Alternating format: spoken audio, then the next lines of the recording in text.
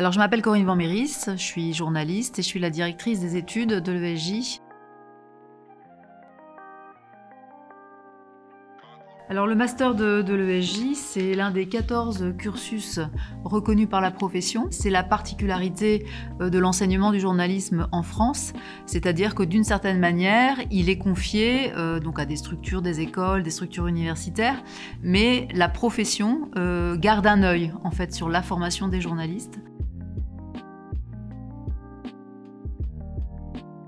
Alors, le principe de l'école, c'est une école professionnelle. C'est-à-dire qu'ici, on apprend les techniques journalistiques, tout ce qui va permettre aux étudiants, une fois qu'ils sont sortis de l'école, de pouvoir intégrer une rédaction et d'être en capacité de produire de l'information. On n'apprend pas seulement les techniques, on apprend aussi toute la réflexion et toute l'analyse autour de la production d'informations. C'est-à-dire, évidemment, tout ça n'est pas anodin, hein, il ne s'agit pas que de technique, puisqu'on diffuse de l'information. Donc il y a, de façon nécessaire pour les journalistes, l'obligation de s'interroger sur la manière dont on produit l'information, quelle information on donne, quelle hiérarchie on met en place, etc. Donc on apprend des techniques, mais on apprend aussi tout ce qui va autour, la réflexion, le sens de l'information.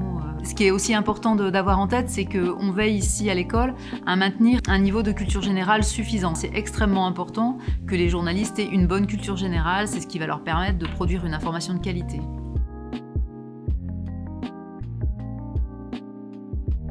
Alors il y a 60 étudiants par promotion, donc 60 en Master 1 et 60 en Master 2. Et on a donc en M2 la possibilité pour les étudiants de faire leur cursus en apprentissage. Le nombre de semaines de stage et donc l'obligation de faire des stages est prévu dans le cursus. C'est-à-dire que les étudiants doivent faire un certain nombre de stages. Donc ils ont un stage dans le master qui est un stage obligatoire de 2 mois en presse régionale l'été, entre leur première année et leur deuxième année de master. Donc ça, c'est validé dans le cursus, hein, donc c'est obligatoire.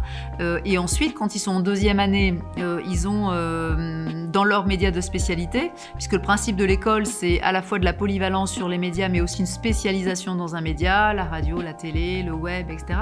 Dans leurs médias de spécialité, ils font un certain nombre de stages, de semaines de stage, qui va en général autour de 2 mois en fait, en fin de cursus. Et ce sont ces stages qui souvent leur offrent la possibilité d'intégrer une rédaction pour un remplacement d'été, pour des piges par la suite, etc. Donc c'est vraiment une porte d'entrée dans une rédaction qui est vraiment importante.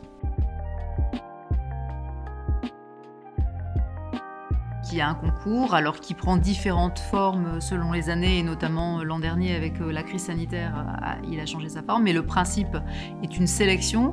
C'est un concours qui est assez sélectif. On a beaucoup de candidats et on en prend au final une cinquantaine, puisqu'on a 10 étudiants internationaux, donc c'est assez sélectif. Pour passer le concours, il faut un bac plus 3. Donc il faut simplement avoir validé ce niveau universitaire. Je peux vous en citer quelques-uns, par exemple Patrick Cohen, qui est journaliste à Europe 1 et à France 5, Anne-Claire Coudray, qui présente les journaux du week-end sur TF1, Jérôme Fenoglio, qui est directeur du Monde, Marine Turki, qui est journaliste à Mediapart. Je peux vous citer aussi Céline Pigalle, qui est directrice de la rédaction de BFM TV et qui est aussi vice-présidente de notre conseil d'administration. Voilà, je pourrais vous en citer encore plein.